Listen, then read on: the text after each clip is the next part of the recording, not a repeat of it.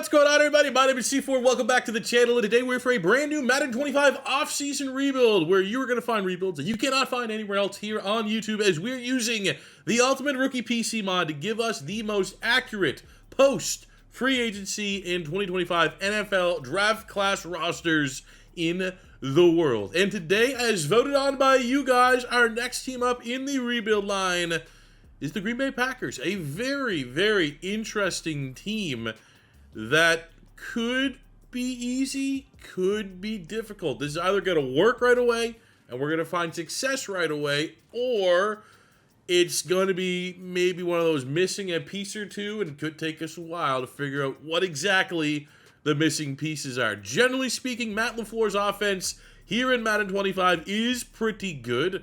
Our offense is pretty good. You take a look at the offensive line here, you feel pretty good across the board. Maybe a little bit of weakness at center. I think there's a shot Elton Jenkins starts at center. You maybe go Aaron Banks at guard. But for the fact that center is probably the least important position in Madden, and Jenkins, as I started this roster, is left guard, and we're going to get a lot more value of him at guard than at center. We're going to kind of go with the weak link there.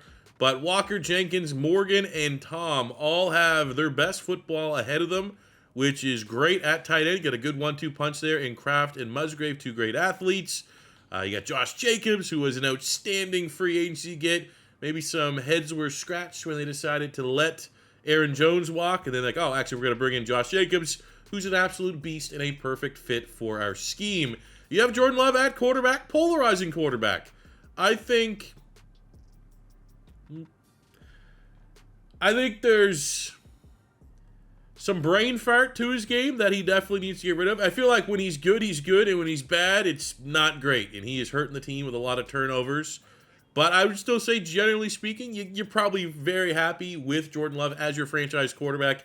If you're a Green Bay Packer, doesn't have a whole lot of, he's not a 5-year starter by any means. So you'd like to think that continued development. He's certainly not at his ceiling yet, and he can continue to get better. But as far as like base stats are concerned, there's a lot to like about him as our franchise quarterback, and it's well within our plans that he is going to be the quarterback for the entirety of this rebuild. Their wide receiver room has been crowded. Honestly, at this point, we may need to try and make a trade or two just to maximize our value. Of Jaden Reed, who I like Jaden Reed in fantasy, it's a casual take, but like I would kind of key in on Packer games and be like, why aren't they getting Jaden Reed the football more? In my opinion, he does seem like probably a high-end wide receiver too. Is he ever going to be a wide receiver one? I don't know. But it felt like every time he was like the focal point of their passing offense, which wasn't as much as they probably should have been, he was damn good. He's a great athlete. He's a great playmaker, yards after the catch. And I think that there's a lot more that he can bring to this offense. You have Romeo Doubs. Again, it's like, okay, we have a high-end wide receiver too. You have Doubs, who's a solid wide receiver too. You have Christian Watson, who's a splash play-y wide receiver too when he can stay healthy. You have Dontavian Wicks here, 75 with a dev trait, who's like a low-end wide receiver too. So it's like you got a bunch of wide receiver twos, and you're hoping that the first-round pick from the 2025 NFL draft class, Matthew Golden, the burner out of Texas, surprisingly running that 4.29, had outstanding breakout tape. It was like the route running, the catchability, the spectacular catchability, the ability to get separation, the ability to get guys misses, like what got him in the discussion for a potential first-round pick. And then he ran a 4.29 speed, which doesn't necessarily always show up on tape, but I think there is a lot to like here. However, with the selection of Matthew Golden, we have an absolute logjam at wide receiver. So we don't need 5 guys. You don't even really need 4, to be honest with you. We'll probably keep 4. But I think you look at Christian Watson. I think you may look at Dobbs and Wicks. If we can get some nice value in return, which you probably could, hell, even in real life, I think that might make some sense here. I mean, if I could flip one of these guys for a starting center, which it might not happen, but it could. We'll see what the trade block has. If not, see if we can maybe recoup a 3rd-round pick at some point down the line would be some pretty good value. Defensively, I feel a little bit better about the offense than I do the defense, but the defense ain't bad. Now in a 4-3 front, we got Rashawn Gary, Lucas Van Ness, Kenny Clark, and Wyatt. The interior here, Clark and Wyatt, are likely at their ceilings at this point. had some regression in Clark. Honestly, had some regression in Rashawn Garrett. Pretty sure he was like a superstar dev to start last year's game. But generally speaking, that's a solid defensive front. Kind of expensive, and we're probably going to have to find successors at some point. But I don't necessarily hate it. You got Sorrell, the rookie out of Texas in the draft. He should be a solid part of that rotation. The linebacking core, we got Quay Walker, who, value of the pick aside, is a solid linebacker from a Madden standpoint. Edgerrin Cooper was a guy that I really wanted my Eagles to draft last year. And he just went on and had an incredibly impressive season for the Packers. And honestly, looks like their linebacker one going forward. He's going to be huge for us for the defense. We have McDuffie right now in that third linebacker spot, but I really love Colin Oliver, the selection they got out of Oklahoma State. I think he could potentially be a sleeper. He's a tweener between like a pass rusher. He's a little undersized for a pass rusher, so he might have to be like a hybrid role. So I think I'd like to get him on the field right now. Xavier McKinney was an excellent free agency signing from the New York Giants. We have Evan Williams, who was a great value pick in last year's draft. Javon Bullard, the former Georgia Bulldog, is going to be our starting nickel. You got Nate Hobbs coming over from the Raiders as corner 1. Nixon and Valentine are going to battle for corner 2 because we are starting this rebuild with a little bit of challenge. Look at the base roster. Doesn't really look like a lot of work needs to be done. But the Green Bay Packers have recently released Jair Alexander, 28 superstar dev corner. I get it in a ways he can't stay healthy, but the fact that he just signed for like a $4 million deal with the Baltimore Ravens is that has to be frustrating. Almost more frustrating than his lack of availability the last couple of years. Because it's just like, okay, we couldn't make the contract work, and we guess there's injury concerns, but he took $4 million to go play with his buddy Lamar Jackson. You feel like there might have been a middle ground there that could have been struck with the Green Bay Packers to keep him in the building. But we're going to remove him. And that now creates a massive hole on this defense. So I think long-term, what do we need? We need to kind of get some clarity, move some pieces around the wide receiver room, find a center at some point, and defensively retool the cornerback room, get a little bit younger on the defensive front, and I think everything else should kind of be set and forget. My expectations are we're going to get this Super Bowl within the first 5 years, but as always, with our rebuilds here, we're not going to send you home happy. Want to get it within 5, that's your traditional, gets a successful rebuild. But if at the end of that we can't get it done, we'll kind of take the L on the chin, and we will take this thing into overtime through year 6 to a maximum of 10 seasons until we can get a Super Bowl win. But without further ado, let's get into year 1 of this rebuild and see what kind of value we could get for some of these wide receivers, just to clean up the clutter a little bit. Let's take a look at the trade block. We have some wide receivers that we are more than willing to trade. And of course, the top center is a former Packer, I'm pretty sure, in Josh Myers. Ohio State, if I had to try to recall. So there's not much there. What do we have at corner? Ooh, Jalen Ramsey. Now, this is going to be one of those weird ones. Outside, I mean, Watson's not bad. Womack, I mean, both those guys would start for us. Hell, even Juju Brents would. Jalen Ramsey makes a lot of sense to the Green Bay Packers. I think you look at it as the Packers didn't get rid of didn't get rid of Jair Alexander because they're trying to rebuild, trying to tank. Got rid of him just because availability concerns. Don't really have that with Jalen Ramsey, but also I don't know if we're going to be able to get a realistic trade. Realistically, let's see here. I think Christian Watson would absolutely be the style of wide receiver that Mike McDaniel would want. Height, weight, speed, 6'4", 95, 96 speed. Probably would need multiple wide receivers. And then now the draft picks. It's like, realistically, like a 2. Christian Watson. Realistically, I would say Christian Watson, a 2, and like a future 3rd would probably get this done. Like, you're not getting a first-round pick if you're the Dolphins. This is, in a way, a disgruntled salary cap dump at this point. Maybe we'll throw in a second. Our second round this year, our second round next year, and our 3rd round next year, plus Christian Watson. Maybe? Oh, it's close. I know they don't need wide receivers, but what if I throwed in Romeo Doubs? Just because he has 1 year left on his deal, 25. Dontavian Wicks, who has 2 years left on his deal. So we get a little bit more affordability there. And obviously there is a discrepancy where Dobbs is a better player. Maybe? All right. There you go. We got ourselves a new corner. We have replaced Jair Alexander right away with something that I think very likely could happen in real life. However, if this was real life, the Packers would be getting finessed, I think. Just from a draft pick standpoint alone, there is a 1% chance that the Dolphins would get 2 seconds and a third for an unhappy 30-year-old Jalen Ramsey, who is definitely on the decline right now. Still a very good player. And I think many people, like myself, think Jalen Ramsey could be pulling like maybe a Malcolm Jenkins at this point in his career, where he's slowing down a little bit at corner, but has the skill set to move to safety. But we're able to make a deal happen. Let's go. For the depth chart update after the trade, we're going to go Jaden Reed at wide receiver 1, Golden wide receiver 2, with Wicks in that third spot. Don't feel drastically different, honestly, after that trade, but we feel a lot better about the secondary.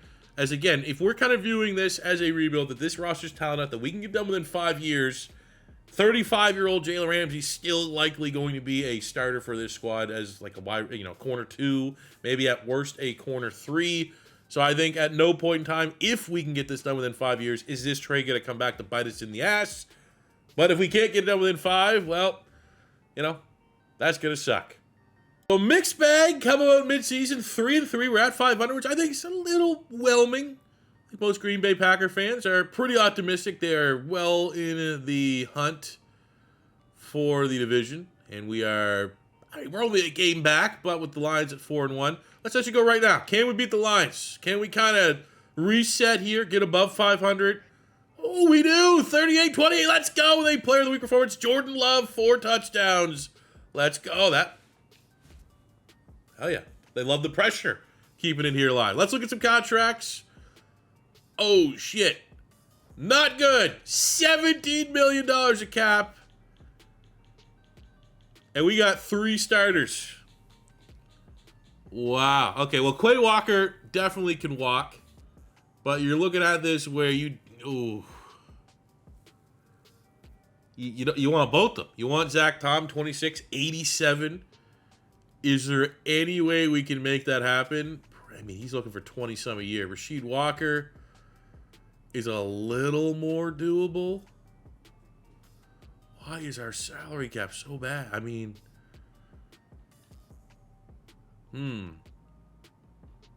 this might be like, do we wait to the end of the year and see if our salary cap goes up any? But, like, where's all of our money? Jordan Love got paid. Jalen Ramsey, we just took that contract on, which sucks. $200 million Jordan Love for Sean Gary. Yeah. So, now you say, like, Aaron Banks, way too much. Aaron Banks could...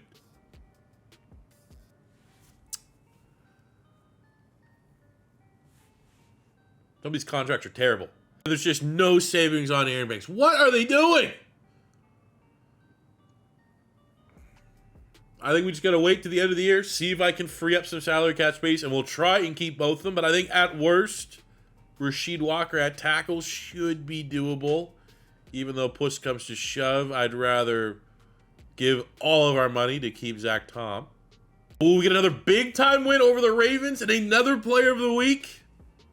That's what you want to see. Jalen Ramsey, 2 picks, pick 6, settling nicely in here with his new team. Win streak ends against the Vikings, so it's a tough divisional loss, but we bounce back right away, sweeping the Detroit Lions in a close 30-27 win in a game that we get both offensive and defensive player of the week. A very impressive hat trick of picks for Xavier McKinney. Goff is overrated. I'm not gonna lie, at first glance when we got to the end of the year, I was like, we missed the playoffs at 11-6. We somehow got the 1 seed. We won the NFC. Usually 11-6 is not even good enough to win your own division, let alone win the very competitive NFC. But we had the tiebreaker over Tampa Bay and Philly. We beat Philly in the regular season. I don't know what our tiebreaker was over Tampa, but we had a almost top 5 offense, almost top 10 defense. So a pretty strong team on both sides of the football. Taking a look at our stats, Jordan Love was top 10 in touchdowns, 4,000 yards passing, 34 tutties, 8 picks, almost 70% completion percentage. So a really solid season from him. Hopefully that's not his ceiling, but if it is, it's not going to be the end of the world because we know we're going to have a strong run game. As we had over 20 rushing touchdowns, a great 1-2 punch here. Marshawn Lloyd, underrated aspect of our offense, but Josh Jacobs had a hell of a year, 1,300 yards and 11 touchdowns. We got 1,005 for Jaden Reed, just under 1,000 for the rookie Matthew Golden, but he did have 11 receiving touchdowns, which is really, really good for a rookie wide receiver. Solid year out of Wicks and Tucker Kraft as well. Defensively, Edgerrin Cooper leads the team in tackles. Sacks are not the best. 28 TFLs, 7.5 sacks for Wyatt. We got 5 sacks for the rookie Sorrell, 4.5 for Brooks, 28 TFLs and 4 sacks for Kenny Clark, 22 TFLs, 2.5 sacks for Rashawn Gary. And for the, that's disappointing out of Van Ness, who I thought should have been on the field a whole lot, according to our depth chart anyway. And Gary's definitely, TFLs are solid, but you definitely want more than 2.5 sacks out of a $100 million pass rusher.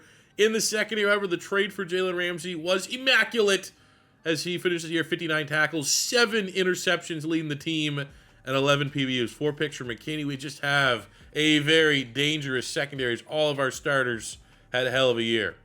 You know what? I'll take it. Our only award winner goes to the big shiny new rookie that the Packers are very excited about, as Matthew Golden, with his double-digit touchdowns and almost 1,000 yards, gets Offensive Rookie of the Year. Ooh, I was like, how did Jalen Ramsey not get it? 7 picks usually gets the job done. Runner-up for DB of the Year. Now we get a very interesting matchup in the first round of the playoffs at home against Detroit, who we swept in the regular season, 2-0 in them, and they were impressive 2-0. Like the last time we beat them, Xavier McKinney had 3 picks. Jordan Love got an Offensive Player of the Week, but it's very difficult to beat a team 3 times in a year. Maybe we just have their number. We absolutely do. 29-6, not even close. We have solved the Jared Goff question. Oh yeah, baby. Jordan Love didn't have to throw the football like crazy, but 2 touchdowns, no picks, didn't get sacked. Great job. O-line run game was complimentary. Pass game was solid. I love seeing Matthew Golden first playoff game. Not a big game, but gets on the scoreboard with a touchdown. Bunch of tackles. Gets some sacks here. Not too shabby. And Buller gets a pick. I think once we made the trade for Jalen Ramsey, expectations were that maybe we could feature in a Super Bowl, and we are a win away. We got the 10-7 Atlanta Falcons standing in our way. They have a top 10 passing offense, top 10 defense overall. Not a bad team. Looked like Drake London had a hell of a year. Bijan Robinson crushed it. So we will upgrade our players to make sure we put the best lineup out there humanly possible. So we get a couple starters, McDuffie and Hobbs, both playing their best football into this matchup. And can the Packers in year 1 make it to the... Fuck. No way. 4 touchdowns. They went back to Kirk Cousins. God damn it. It's not even close. Can't be too mad about it. 34-14. The break... You can't. You can't. Can't let Kirk Cousins do that. Brutal. Run game was... They had 160 yards on the ground.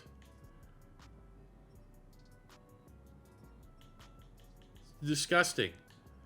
Pass rush couldn't get going. No turnovers for our secondary. It's been very good at getting turnovers. Can't be mad at it. They beat the brakes off us.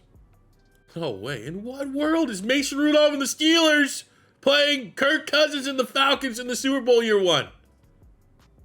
Bad news keeps coming. As Matthew Golden, we get the 1 upgrade point for winning Offensive Rookie of the Year, but no dev trait increase. He got it and they took it away. Come on!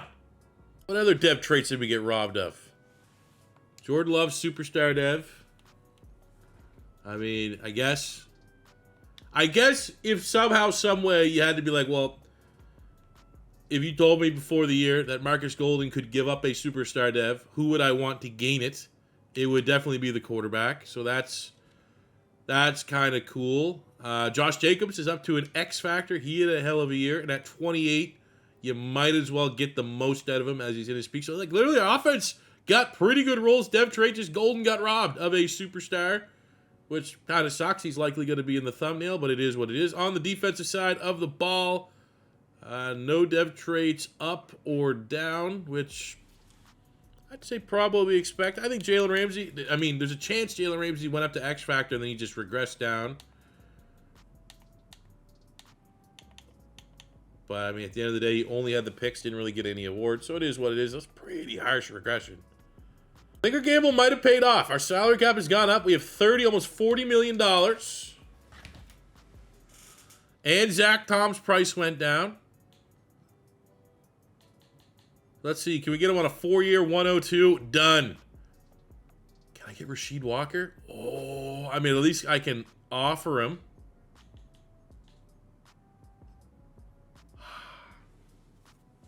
That's fine.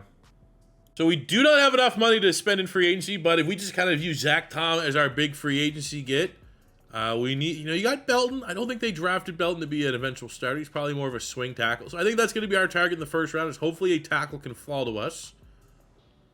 Like, that's all we need on offense, a tackle. And then hopefully, maybe next offseason, we can get Aaron Banks' ugly contract off the books. And then the offense would probably be min-maxed at that point. Defensively needs a lot of work, man. Honestly, at the end of the day, we declined the 5th-year option on Van Ness. Kenny Clark's contract is ugly. We want to get that out the books. Rashawn Gary's contract, I mean, he's one of those ones where, like, he's probably better than anyone we could get anyways, but it is a bad contract. We lost Quay Walker, so we're going to need a linebacker. That's our needs. We need a left tackle and a linebacker. We have a first-round pick, but we don't have many day 2 picks these first 2 years because of the Jalen Ramsey trade, so we need to find some value. Now, with our limited cap, we might be able to find some value at linebacker here. Unlikely, but there's a maybe.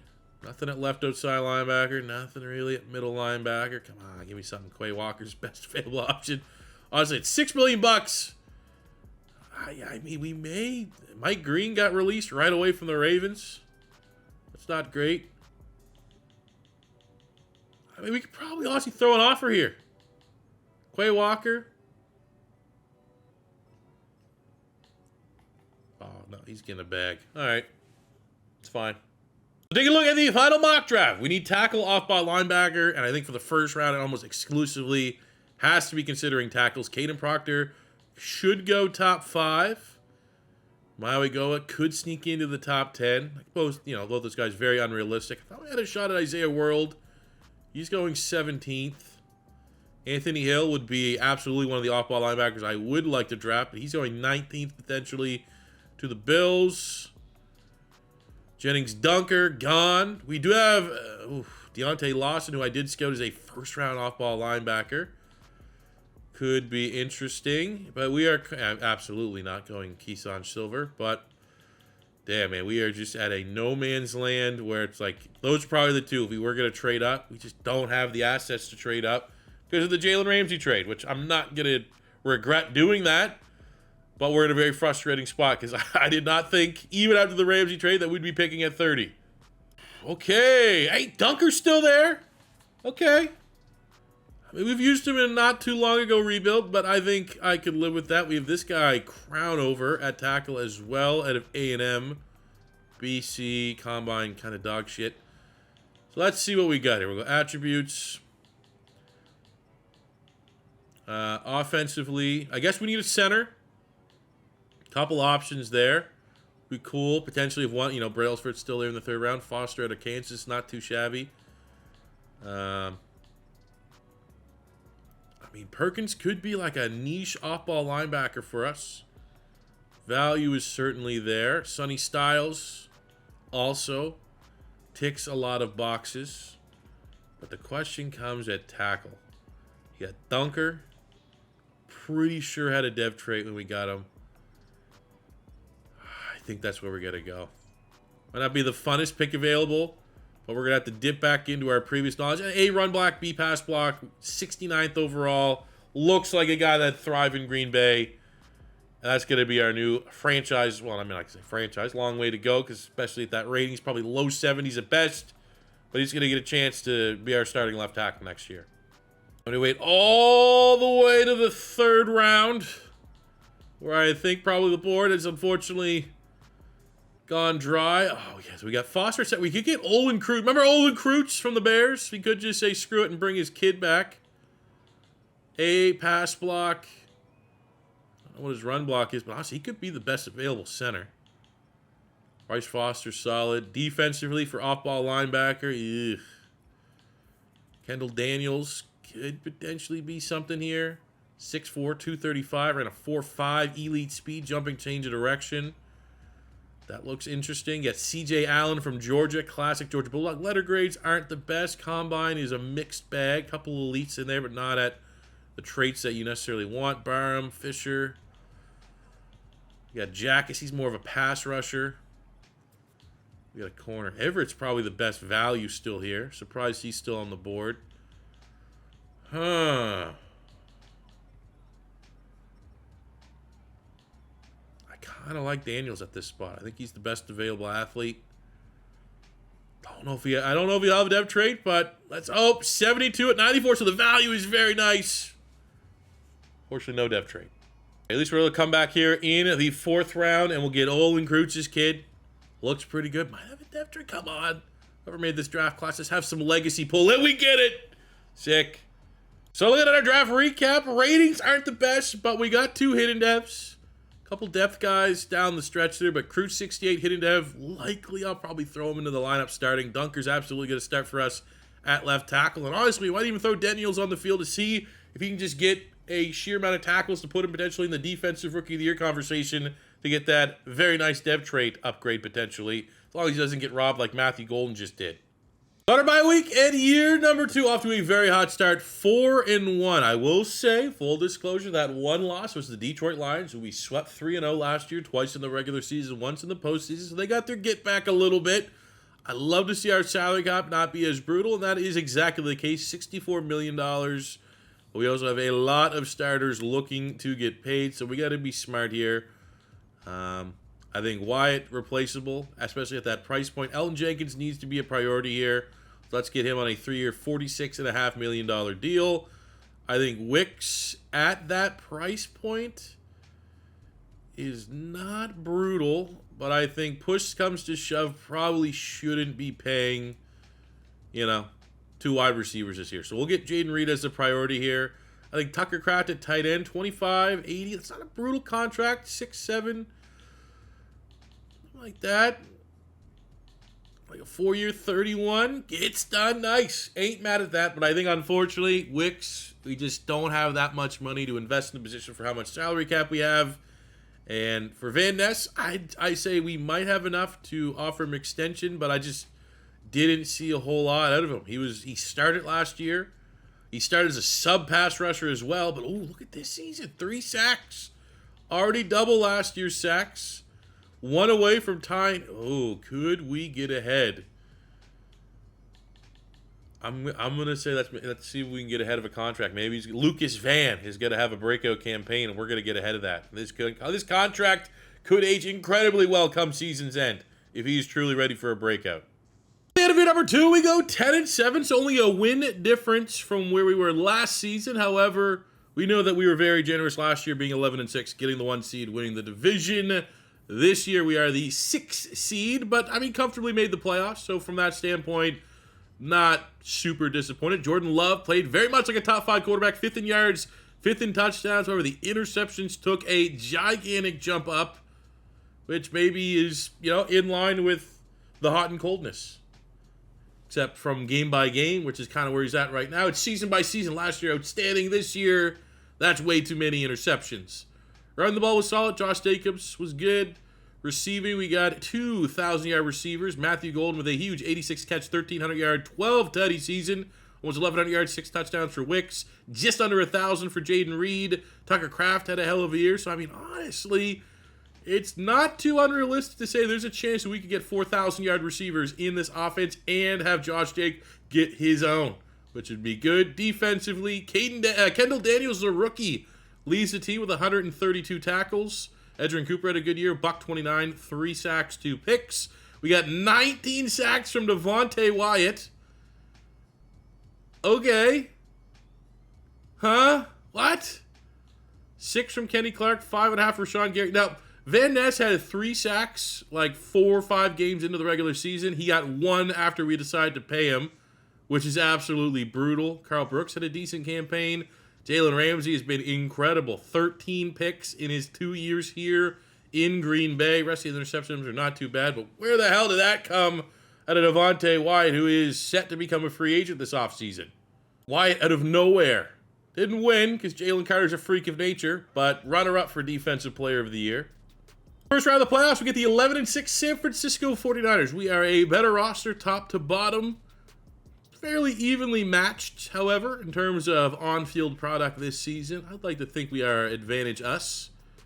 We lose in a shootout, 41-38. Damn. Damn. Double overtime L.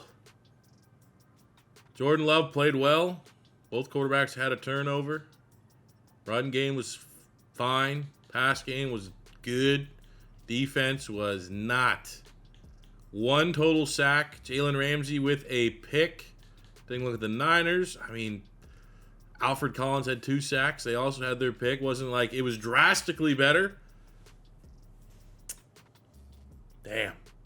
As depth traits at the end of the year, we finally get the Marcus Golden superstar that was so harshly stolen away from him last season. Tucker Kraft also makes the jump from star up to superstar. Kreutz and Dunker on the O-line, both hidden devs, both just star devs. Everyone else maintained their dev traits.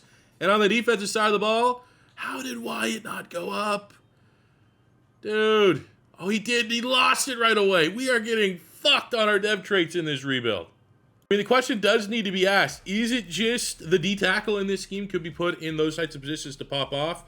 Or do we at all lengths need to find a way to re-sign Devontae Wyatt? I'm going to try to. As we look, as Edgerrin Cooper makes the jump from star up to a superstar. I thought Kendall Daniels had a good opportunity to potentially go up dev trait, leading the team in tackles. But dev traits, especially on the defensive side of the ball, have been pretty harsh in this rebuild. We do get the double dev, however, on both Bullard and Williams, who were normal, now both up to a star. Looking at our contracts, we have Jordan Morgan, 5th-year option, looking for $11 million. You know what? Honestly, I will accept that. I don't hate that. Plus, he's an older rookie. But Devontae Wyatt, I don't know if we can...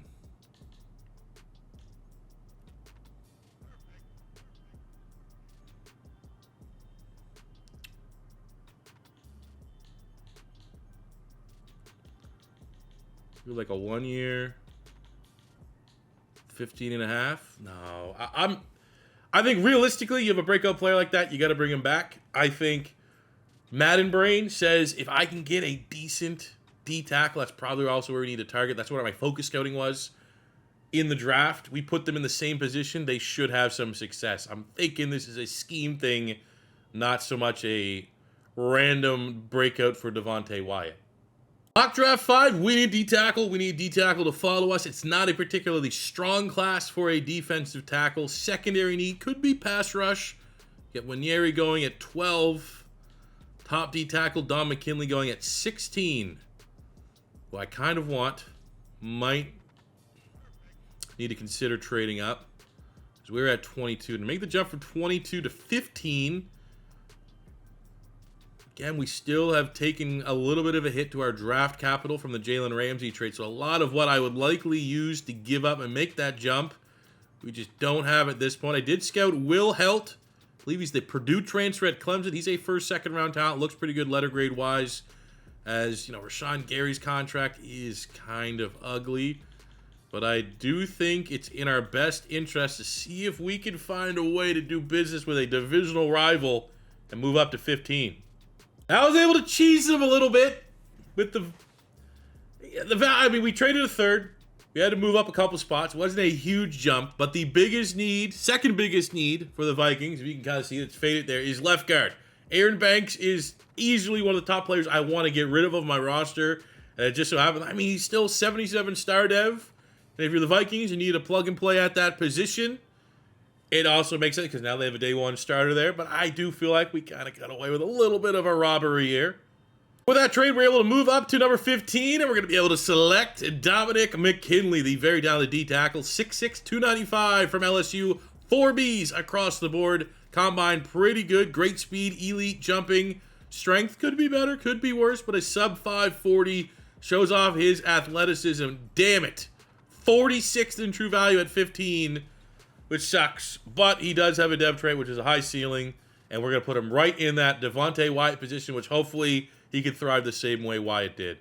Unfortunately, the rest of our money picks were still tied up in that Jalen Ramsey trade, so, you know, kind of just got some depth to round things out. We did get Kayan Lee from Auburn in the 5th round, 71 overall player, just adding some nice nickel depth. Big-time athlete, but McKinley is the belle of the ball. Big day 1 starter, 72 with a dev trait. Able to get a couple starters last year, get a starter this year. Those are wins for the Packers. All right, so we're all into year number 3 right now. We're 4-2. It's a decent start to the season, but I think something right now that's maybe not something that's outright concerning, but it's something that needs to be monitored. When you look at the Green Bay Packers offense, it's valid to say in real life right now, and maybe at this point still, Josh Jacobs is the offense, but at 29 years old, he's already started to face regression. And yeah, he's an X factor, but we all know about the shelf life of running backs. So there is slight concern. We're only in year 3. What's Josh Jacobs going to look like in years 4 and 5? Is he still going to be on this team in year 4 and 5? The Green Bay Packers offense absolutely needs to have a run game element to it. I don't think this is a team that'll ever be able to, fully sell out and have 4 consistent 1,000-yard receivers. You need the run game to complement. And then just out of nowhere, backup running back Marshawn Lloyd, as our backup, put up 17 carries, 82 yards, 2 rushing touchdowns, and had a 24-yard receiving touchdown. So just kind of out of nowhere, we had a little bit of a worry, maybe not so much this year, but year 4, year 5, in what we do with Josh Jacobs, we might actually have a successor on the roster here in Lloyd, especially if he can play like that, proven in this Packers offense in the sim. And oh, aren't we good for segues? $117 million, that is a healthy amount of cap room. Josh Jacobs is looking for a 3-year contract extension. So, yeah, we got a lot of players. Do I want to pay Josh Jacobs $31 million, knowing the fact that he's only going to get worse, and probably by the end of that contract, he's going to be a low 80 star? Or do we look at someone like Marshawn Lloyd, who is maybe a little bit older than what you would like? Sometimes you get these players off the rookie contracts, so like 24, 25. Now he's 26. But I'm kind of feeling the vibes here. It's going to be a gamble. Maybe not the decision everyone likes, because I imagine in real life, most Packer fans, Josh Jacobs, huge fan favorite. I just don't think it's in our best interest to pay an aging running back who, we're just at that point where, like, no fault of his own. He can still play at a high level, still could get us 13, 1,400 yards, double-digit touchdowns. He's just going to regress. It's the nature of the beast. So I think right now,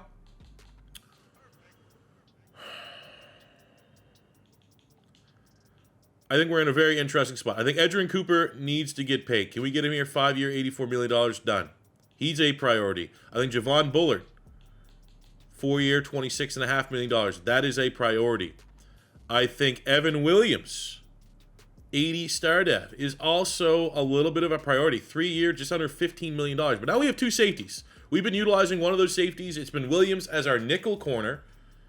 If we want to save some money, we could probably let McKinney walk as well, and then just go with Bullard and Williams as our 2 starting safeties. But I think we're in a healthy enough spot where, I'm going to be honest with you, that Rashawn Gary contract is not brutal either, especially just for 2 years, under and around $10 million. So if you'll take that deal, that at least gives us a little bit of cover at pass rush. I don't think Kenny Clark's really worth the price right now of admission, which is just weird to say, but he has regressed quite heavily in this rebuild.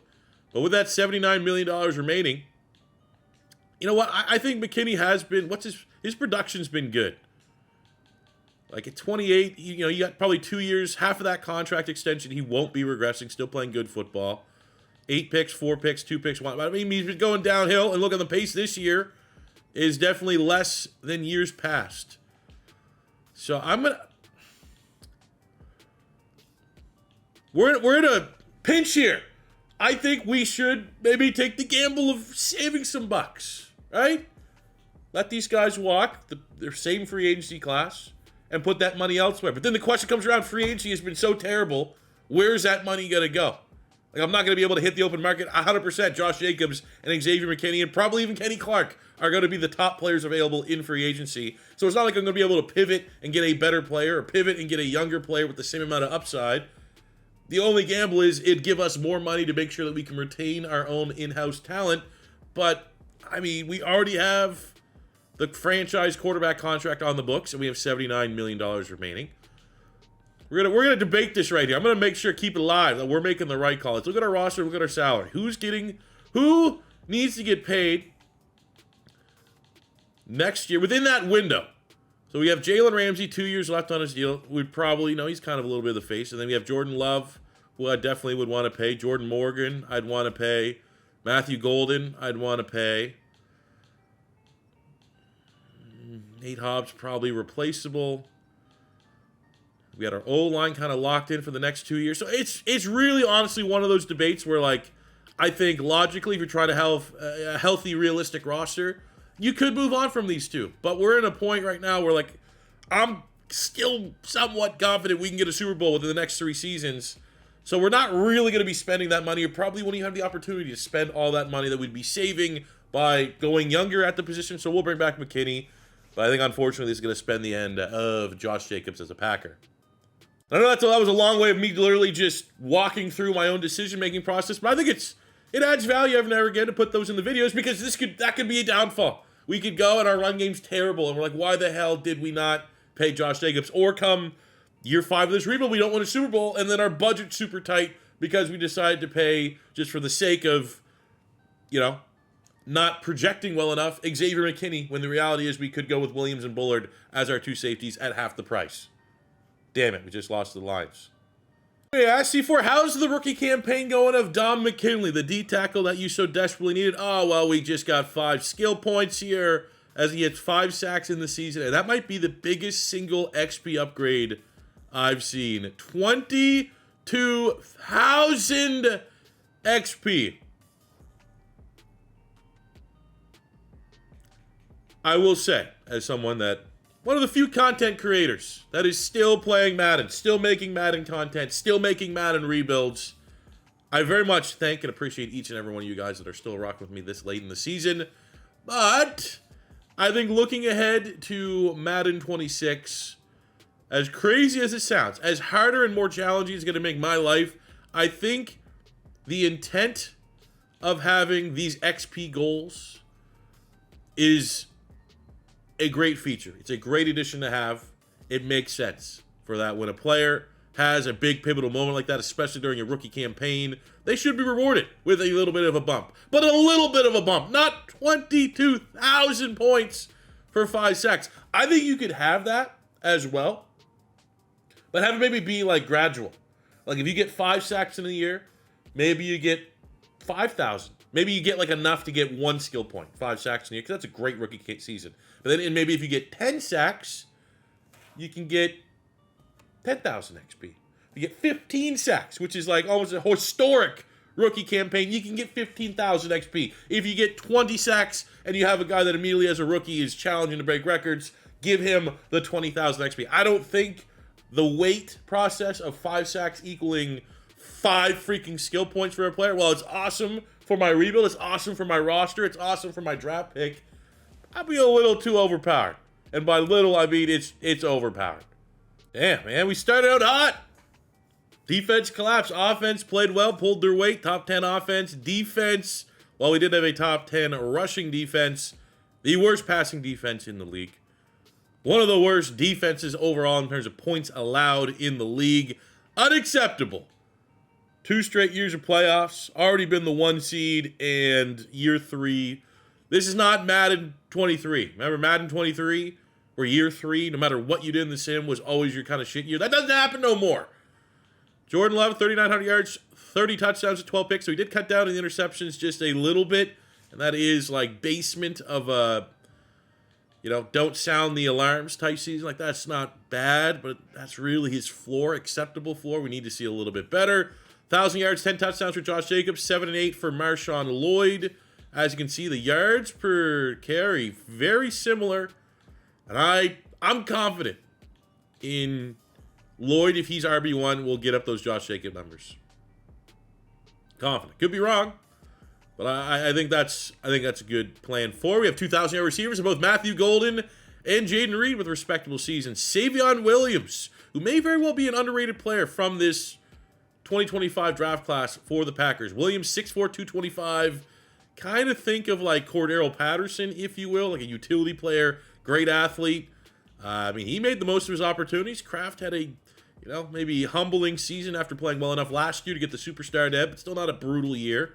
Defensively, Cooper leads the team in tackles. We get 8 sacks, 27 TFLs from Kenny Clark, 27 TFLs, and 6.5 sacks for Don McKinley. So not quite even in the same stratosphere as the numbers that we got from Devontae Wyatt. Also, just absolutely brutal production from our edge rushers. Van Ness is a starting DN. He's a starting DN in base. He's a starting DN in our subset. He had 7 TFLs, no sacks. Completely unacceptable. Like, Sorrell's, I'm borderline saying there's a glitch. There's something going on. Now, Gary with 25 TFLs and a sack, that's fine. But,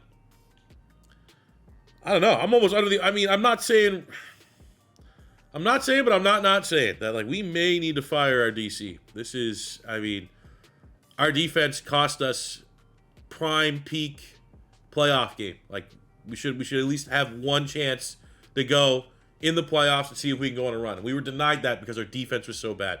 Love seeing 7 picks, Nate Hobbs. Love seeing 5 picks, Jalen Ramsey, as he continues to justify that trade with 17 PBUs as well. But I don't know, man. Did get Don McKinley getting Defensive Rookie of the Year, so that's pretty badass. Not too often a D tackle gets that on honors. See if we get a dev trade. He was on a star. He's going to end as an 84 power rusher with a superstar dev. Let's go. That's sick. But also here, I think we need to be a little bit ruthless. Jeff Halfley, you're going to go back to Boston College. Not a great, like, we're a 4-3 and he's a 3-4 scheme. It didn't work out. So with that, let's see what we get for roles as far as defensive coordinators. We have some head coach offers there as well. I know now that we're in a 3-4, what defense I really want. I think we all know by this point what is the best 4-3 defense in the game. I love using it. I will never get bored of using it. And that is the Buffalo Bills. But, you know, when you do a realistic rebuild like this, let's see if there's any head coaches that may come in as a defensive coordinator for us. Damn, dude, we did not get a role. Like, Mike McCarthy's not going to come back to Green Bay as a defensive coordinator, and Bill Belichick's a wrong scheme. Damn, okay, we need a pivot. We have San Francisco. That's not a particularly good. Neither's New Orleans. Jesus, neither's Carolina. Cleveland could work. Cleveland, Atlanta, San Francisco. What's this 49ers defense looking like? They get an assload of tackles. They get an assload of TFLs. No double-digit sacks. Picks are pretty good. Honestly, looks, you know, more the same of what we had here already. Browns are another interesting one. Ooh, Jesus. What the hell? Mike Hall, Mason Graham. But then, look, there's my concern. Is like, you have Aiden Hutchinson and Myles Garrett, and they're getting, you know, that is how are they not winning the Super Bowl every year? But I have concern there. But it's interesting, I'll say the least. Sure, why not? Let's go. Browns. Who gets excited for Browns anything? We are. Now, looking at our roster as far as dev traits are concerned, we were at least right. Play this game enough to know and foresee that Josh Jacobs regressed in hitting. He had a great year. Still loses his X factor down to a superstar. So, Marshawn Lloyd season at running back. No other dev traits up or down on the offensive side of the ball. Defensively, McKinley got his superstar. Cooper keeps his superstar. McKinney keeps his superstar. Evan Williams gains a superstar.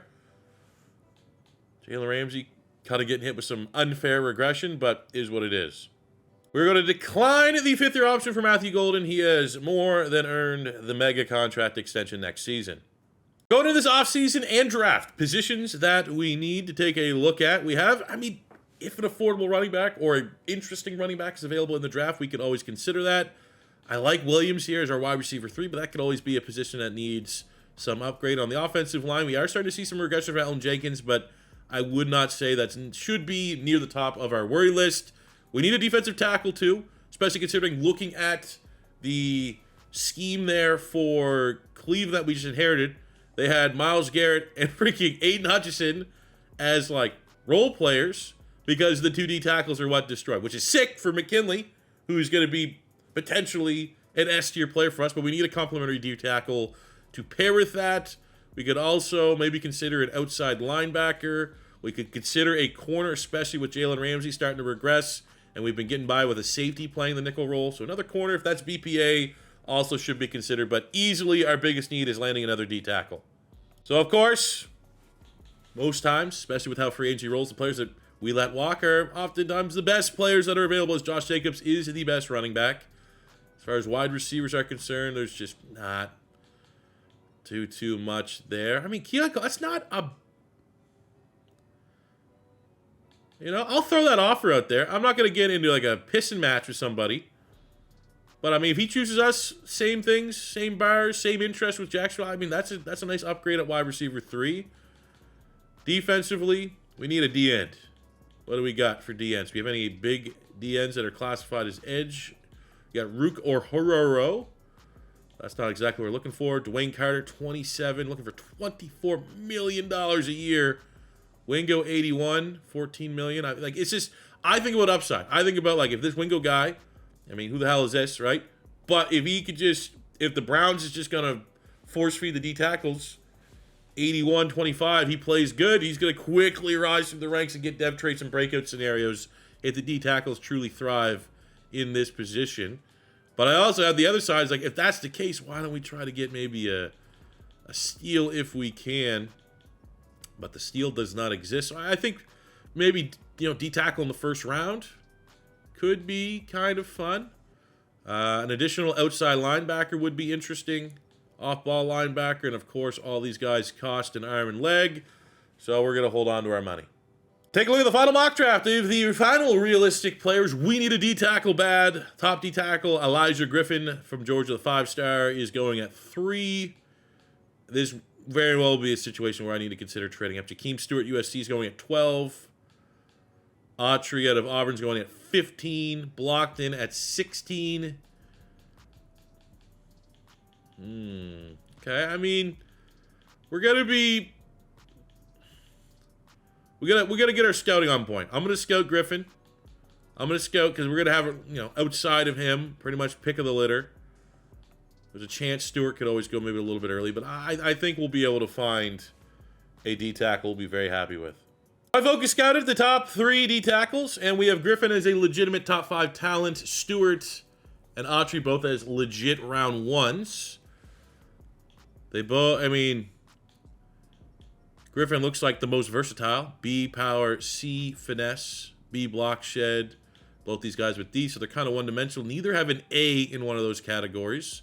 They all have A tackling. Hit power is kind of non-negotiable. A pursuit for Griffin.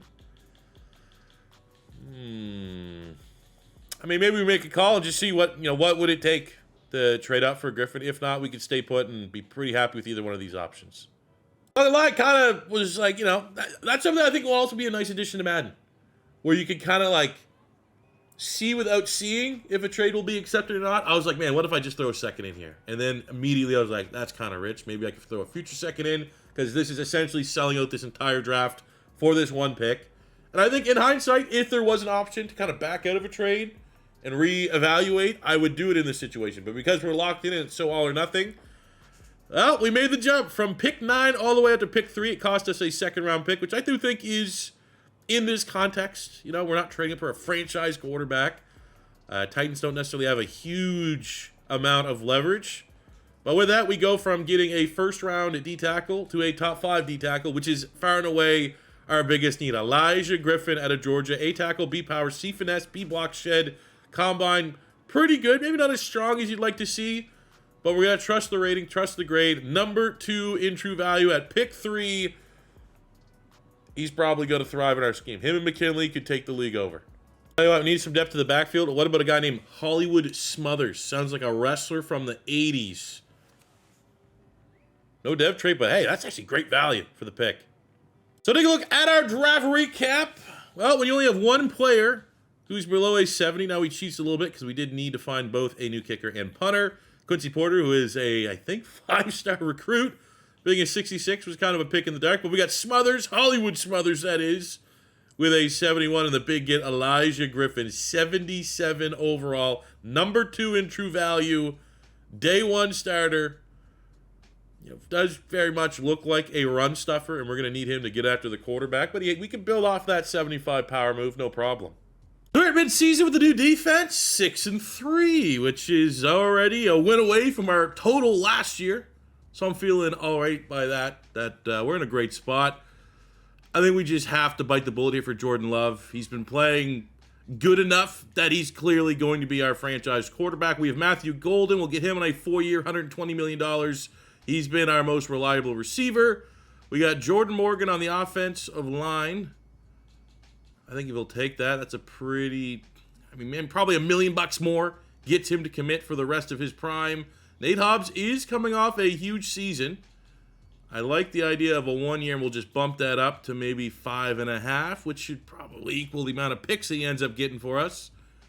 Colin Oliver's solid depth at linebacker. I feel like he could start if we can't find a young successor on the open market. Jalen Ramsey, the man of the rebuild. Let's see if we can get him on a 2-year, $28 million. Probably 30 gets it done to ensure he retires as a Green Bay Packer. He has the mentorship tag, so as we go chase younger corners to develop in this room, he's going to give us an extra XP boost. So the end of year 4, I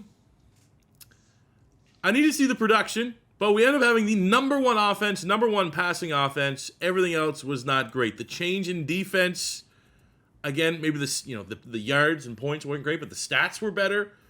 But I'm very happy that we decided, yeah, you know what, let's pay Jordan Love. He just might end up winning MVP this year. First in yards, first in touchdowns. Interceptions aren't crazy. Hey, you know what better time than now? And even then, our run game wasn't great. Still hit that 1,000-yard threshold for Marshawn Lloyd. We have a huge breakout for Matthew Golden. He's been good, but not this good. Almost 1,500 yards, 16 touchdowns, 1,000 yards Jaden Reed, 1,000 yards for Keon Coleman, our lone free agency signing in the offseason. Maybe that was the missing piece for the offense. Defensively, let's see. Production. Those numbers are still kind of crazy. If you're only going to get 3.5 sacks, if you're throwing 37 TFLs along with it, I'm not going to be too upset, but still, it's under 6 sacks from our 2 very well-paid pass rushers. But on the inside, the rookie Elijah Griffin, 70 tackles, 18 TFLs, and 6 sacks is good. 27 TFLs, 9.5 sacks for Don McKinley is freaking ridiculous. Our interception numbers are down a little bit. So I'm going to be honest, we're probably not that much further ahead with our defense with the change, but maybe it's just a year 1 thing. They got to learn the scheme, learn the system. Next year will be better. Wow. Okay, not too often you're 1-1 in yards and passing touchdowns and you don't get MVP. Interesting. But we did end up getting Defensive Rookie of the Year going to Elijah Griffin. So that's back-to-back seasons. We've had Defensive Rookie of the Year go to one of our D tackles. And Jordan Love wins Quarterback of the Year. So all expectations are at bare minimum. He will be a superstar X Factor at the end of the season. For the first round of the playoffs, we get the 9-8 Dallas Cowboys, who, kind of similar to us, like to throw the football out. They have a top 5 passing offense, pretty decent defense, but nothing too crazy.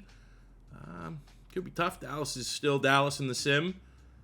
That's a nice win, man. 34-31 could potentially be an overtime thriller, but a win is a win, and we get it done in regulation. Let's go, man. Jordan Love. DJ Legway on the Cowboys, stealing my ideas, what I want to do in future videos. Jordan Love, not great for the MVP runner-up. It was our run game that was on point. Golden had a decent game defensively, couple sacks. The D tackles doing what the D tackles do. 5 TFLs, 2 sacks apiece. And with that win, we are into the divisional round. As the 3 seed, as we take on the 2 seed Tampa Bay Buccaneers, who are pretty solid. Almost a 90 overall sim-built defense is not easy. Both teams 10-7. They have a top 10 rushing offense overall to a man. Their defense is better, but let's be honest.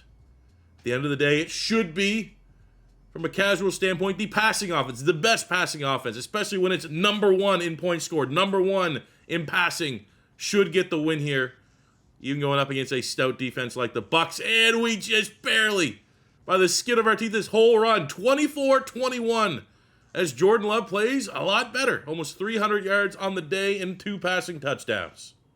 Man, oh man, we're not really beating the brakes off of anybody. But again, we didn't even make the playoffs last year at 7-10. So the fact that we got 2 wins this year and counting Maybe I should be appreciative of where we are at. Great game, great bounce back game from Jordan Love.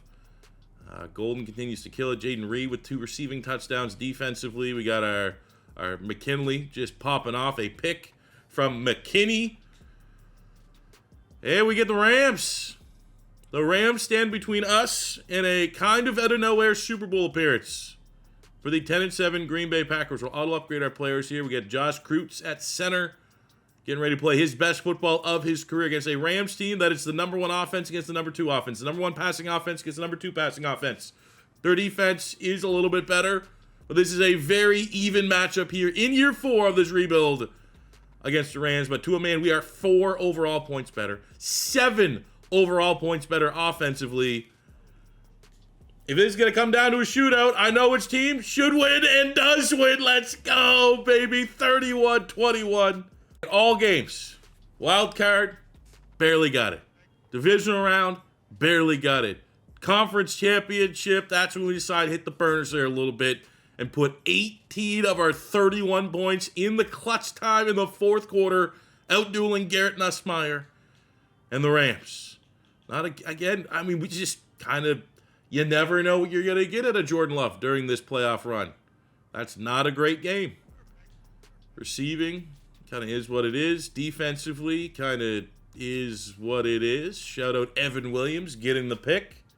The Super Bowl is set, and we get the 13-4 Cincinnati Bengals, who are, that's an 89 overall. Anytime again, I just repeat it over and over again, but, for these sim teams, seeing like almost a 90 overall in a specific, be it offense or defense or team overall, is impressive.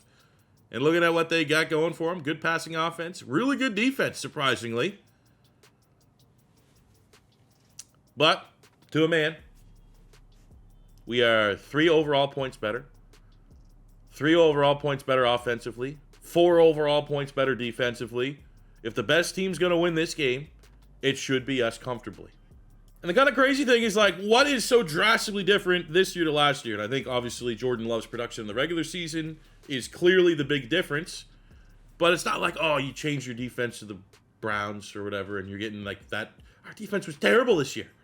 And I don't think really any of these playoff games has been won because of our defense. I guess they've kept us in games, but this is just literally the Packers offense deciding, we're actually going to figure it out now.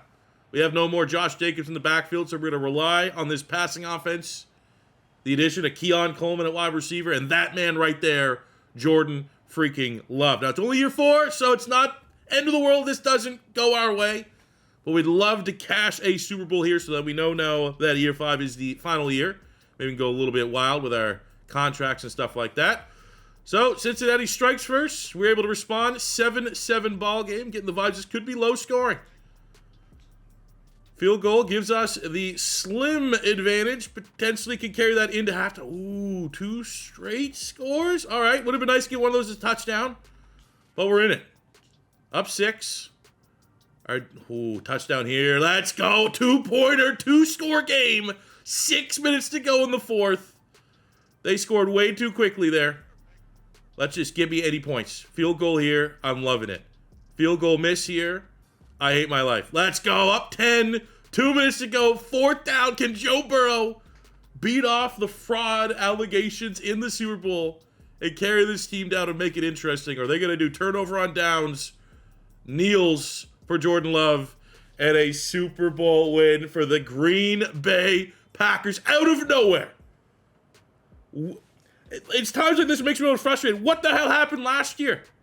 Like, we should be looking at 2 Super Bowls. This should be our 2nd straight Super Bowl if this is how good this team is. What randomly changed outside the addition of Keon Coleman and I got rid of an X-Factor running back? Decided, like, oh, actually, the Packers are going to go on a run this year. Was Jordan Love getting robbed of MVP enough to motivate this squad? That is nuts, dude. We didn't even win the division. I'm not going to say we barely made the playoffs, but, we got 10-7. It's nothing special. That's kind of like limping your way into playoffs a little bit. I was like, nah, actually, we're also just going to go on and win the freaking Super Bowl this year. Find ourselves our MVP. I don't trust Madden. Jordan Love, great game. 225, 2 touchdowns, no picks. Jaden Reed had a hell of a game. 9 catches, $124 and a tud. We got a sack from depth. We got, okay, kind of weird. You know what? At times like this, we'll de facto to the quarterback. Didn't get the MVP probably as he should have in the regular season, so we'll get the best MVP that exists, the Super Bowl MVP. So it's the end of the season, and we get ready to focus on year 5, the final year, to run this thing back. Our dev traits are good. Golden, X Factor. Jordan Love, X Factor. Defensively, we have Griffin as a superstar. McKinley as a superstar. And Griffin was, I don't think, a superstar out the box as a rookie. I think he got that yes by winning Defensive Rookie of the Year unanimously. I'm not going to say necessarily out of nowhere because the production's been on point, but Kendall Daniels. Nice little career trajectory for him. He's up to a superstar dev. Right on. I mean, he had an ass ton of tackles. And he was Defensive Player of the Super Bowl. So that's, earned it. Now this nest egg of $80+ million of cap can be, spent. We got 1 year left. Could use, as much as Lloyd is been a strategic move to be our starting running back. If there's like a game changer out there, and sometimes there is, sometimes like a Jahmyr Gibbs, it's like, why not try to make this as super team as we possibly can? That'd be the only area I think we could go and look at offensively. Defensively, another outside linebacker, not a necessity. Could get one in the draft. Another corner, potentially, even though this has kind of been, making up our corner room. But we're good. Of course, we just get nothing at running back. Like I'm going through every position. This might be one of the worst free agency classes. You need Sam Cosmi. You need a guard. If you don't need a guard, we ain't got nothing for you.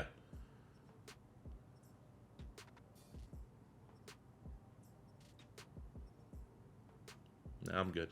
So I did prepare for this. Looking at the final mock draft here of our final draft. My focus scout this year was running backs.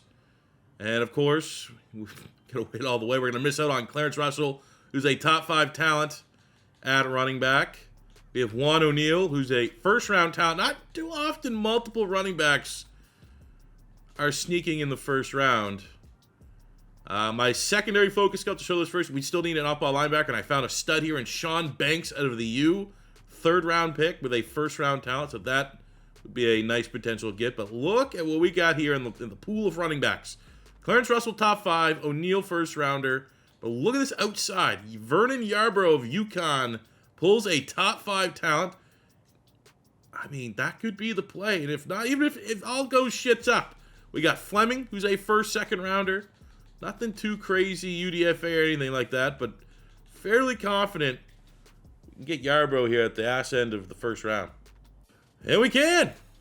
Let's see if we'll be able to decipher if this guy was a first-round pick. Now, he has the prototypical power back build that you look for in Madden generated classes of Bray tackle and carrying being an A. I'm going to guess, I have not looked at, he's probably running like 4.45. Wow. We'll say, for a power back, 35 reps of bench press is some of the best numbers I've seen. So let's just see what we get here. I'm a little worried that he's going to be a normal depth. He's the number 1 player in the class, ladies and gentlemen. And I don't know if I've ever seen a running back with 88 strength before. So, what the fuck could his rating be? I don't know. I'm probably like 70, 78 will be my prediction. Hopefully superstar def. 78 superstar def is my prediction. The rich get richer. We had 2 positions of need. In the second round, we're going to be able to get Sean Banks. Again, now I didn't even really need to fully scout this guy. A block shed, A pursuit, A tackle, B zone coverage, 6'2", 232, elite speed. I'd pick this guy in my sleep 10 times out of 10. 18th in true value at 64. Ooh. Okay. Little fool's gold there. Take a look at our draft recap. Let's go. 80 overall for Yarbrough, 76 for Banks. Got a couple other 70-plus players. Let's just look right away how Yarbrough stacks up against that other running back. Damn. Okay. So 280s. There's his, I probably would rather draft the one that has the 92 speed, 92 acceleration, 92 agility. What's the dev trait here? Because now this is like a within the thing. So he's only a star. And then there was O'Neal, the other running back that was drafted. Where is he at? Jags. He is a dev trait. Just to know what, when we get the surprise of what our guy's looking like. Where does he stack up? Okay, they both have star devs, so I felt like we had this maybe a rebuild or two ago where there was like 3 really good players. They were all stars, and we ended up getting, I think, an X factor. But hell yeah, baby. Super Bowl champs and the #1 pick in the draft at a position of need. All right, so looking at the roster as we go into year 5 to defend our Super Bowl championship. Offensively, the only change is we're going Yarbrough, who earned it. He is a point overall better as a rookie than Lloyd, the incumbent starter. And we'll sim to probably midseason and we'll see what the dev trade is. The other 2 top running backs that were very good are all stars. There's a chance 3 star devs, all very good running back prospects with limited ceilings as rookies. But I want to be cautiously optimistic. That's going to be something good. I think the fact that he has 88 strength is like an outlier that stands out. That it means I'd be surprised if it's just a star, but you never know. Defensively, Banks, the linebacker, is actually going to get the start as well. So we're going with 2 rookies, but to a man, we're not. This is not and has not been like an overpowered build a super team type rebuild, but you'd be pretty hard pressed to find a team that's consensusly across the board better than this Green Bay Packers team. So I'm very optimistic we're going to be, at minimum, one of the best teams in the NFC and go on a deep playoff run. Wow, mid-season Yarbrough, just a star dev. Damn. I mean, hey, still #1 player in the class. None of the other running backs that I could have potentially got were any better dev trait-wise, so not the end of the world. I'm going to bring it here just in case for a live reaction, because at midseason we were 4-3, so there's totally a chance this team shits and bad doesn't make the playoffs. We barely make it. It's almost like we sympathy made it. 9-8. Our defense played, hey, at least that was logically sound. Where I said last year maybe it was just learning the Browns playbook for the first year. This year defense was so good. Offensively was very similar. Just the record stinks, man. Like if you just showed me this and said I'm coming off a Super Bowl year 4 going to year 5, I would say I'd have 12-13 wins. So the fact that we went 9-8, sus. Statistically, Jordan Love was top 5 in passing yards and the #1 quarterback as far as passing touchdowns with 35 in the season. So another swing at potentially winning MVP. He'll definitely be in the discussion this year. He can get great. It's a rough season, Yarbrough. Under 1,000 yards, same amount of fumbles as he does touchdowns. Receiving, Matthew Golden, beast. Keon Coleman, what an addition that was. A sneaky, I was like, oh, we kind of could use a wide receiver 3. Coleman was looking for less than like $5 million a year. What a get. Difference maker. Defensively, Cooper continues to be a tackle machine. Insane production from Don McKinley. 36 TFLs, 10.5 sacks, 9.5 for Sean Gary, 8 from Van Ness. So finally production out of our pass rushers. That front 4 went to work. Where was that the previous 5 years? Shout out Jalen Ramsey, finishing the rebuild. Aging like a fine wine, leading the team with 4 picks and a very impressive 21 PBUs. Okay, I'll tell you, man, this is not the first time I've seen Shamar Stewart up there for league MVP. Shout out Jordan Love going top 5. Shout out Jordan Love, back-to-back quarterback of the year awards. Because we know this is our final run, let's take a look at the stats. What our players were able to achieve throughout the 5 years of this rebuild. Jordan Love is just under 30,000 total passing yards, 231 tutties to 87 picks. And I think overall, very good. Very happy with him. Inherited him already on his first big contract, but without second guessing it, easily paid him his second big contract extension. And since then, we got the best that he has to offer. The run games was, I don't think we're really any further ahead if we decide to keep Josh Jacobs versus get rid of him when we did. The run game here was always just going to be complimentary. Jaden Reed, 6,700 yards, 47 touchdowns. Matthew Golden, the X-Factor rookie, 6,100 yards, 56 touchdowns. Incredible. Tucker Kraft was good. Keon Coleman was a huge addition. Defensively, we got McKinney Lee, just under 1,000 tackles there. 61 sacks for Sean Gary on a $170 for the TFLs. McKinley, incredible. 90 TFLs in 3 seasons, averaging 30 TFLs a year. Is freaking disgusting. We got 49 career picks for Jalen Ramsey. Great decision to go get aggressive on the trade block and get him in year 1. Williams, in terms of homegrown players, 11 picks. Cooper, homegrown linebacker, 800 tackles. He was great for us, very consistent. Now all let's let them do is go defend our title, and we start on the road here in the wildcard round against the 13-4 Atlanta Falcons, who are not brutal by any means. Almost a 90 overall offense. Good run game, good points game, solid defense, top 10 defense. Not an easy matchup, but we are, again, greens in all of those categories. Overall offense, defense. I'd be very, very disappointed to be one and done here, and we are unfortunately not going to have the end of this video because we're going to keep on going, baby. 27-24. Almost let that one slip up. Jordan Love did not play particularly good. How is Jackson Dart in Atlanta now? That's weird. Shout out Matthew Golden. Shout out the D-line. Gary, 3 TFLs, 5 TFLs for Don McKinley. So we had to step up against a very good rushing offense from the Falcons. And the big dogs did exactly that. Able to force 2 turnovers as well. And we have to move on against the 13-4 Rams. Who, wow, very good. Nussmeier trying to avenge last year's loss. Just turn around like we're going to be the best offense in the league. And we're also going to have one of the best run defenses in the league. And we're also going to have Jared Verse, who could absolutely game wreck as a pass rusher. You think as an Eagle fan and kind of the banter that was going on between Verse and the Eagles last year, IRL, I'd hold a grudge. Very big fan of Jared Verse.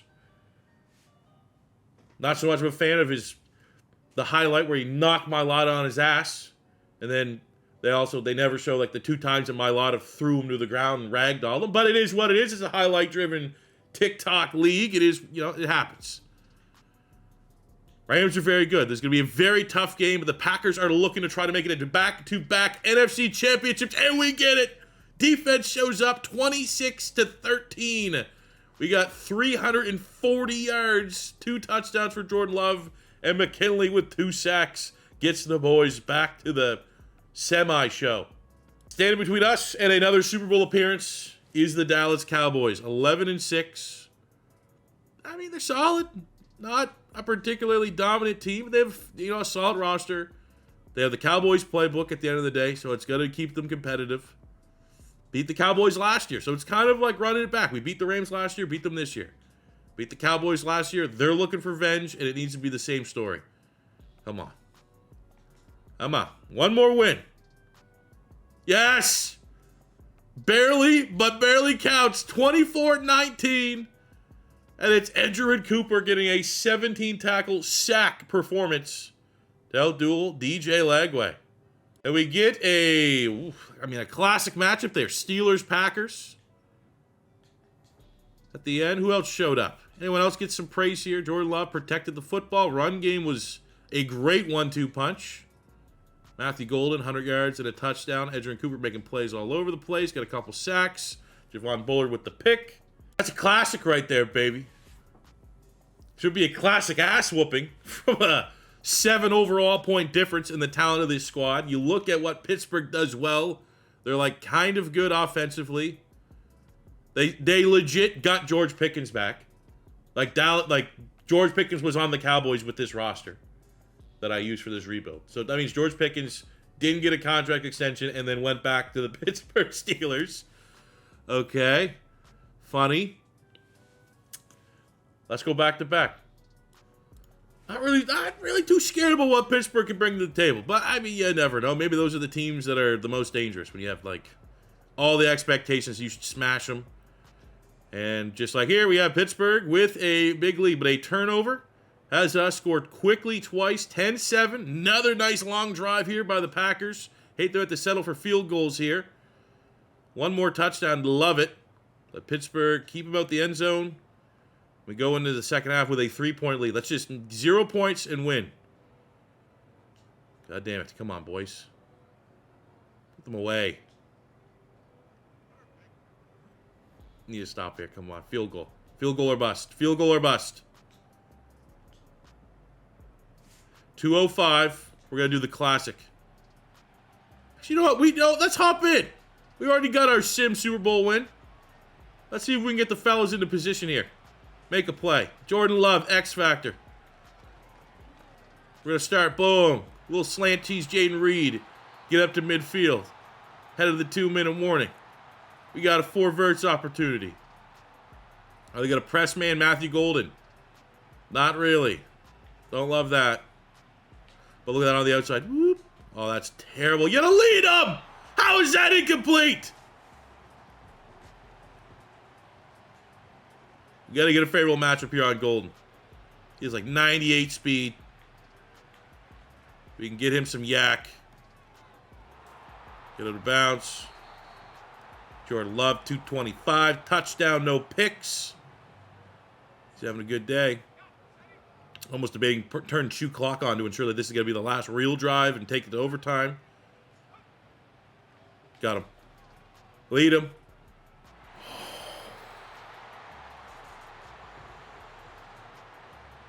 Okay. Hell of a PBU right there. Could be the defining moment. I'm going to keep testing him. Right there, quick. How about that? And now we're going to tune shoe clock on. Try to get this at least under a minute and trust that our defense, if we can score here, can hold for a minute. We're going to go out the backfield. Or not really, but kind of to Keon Coleman. 27-27. We're going to overtime. Fuck!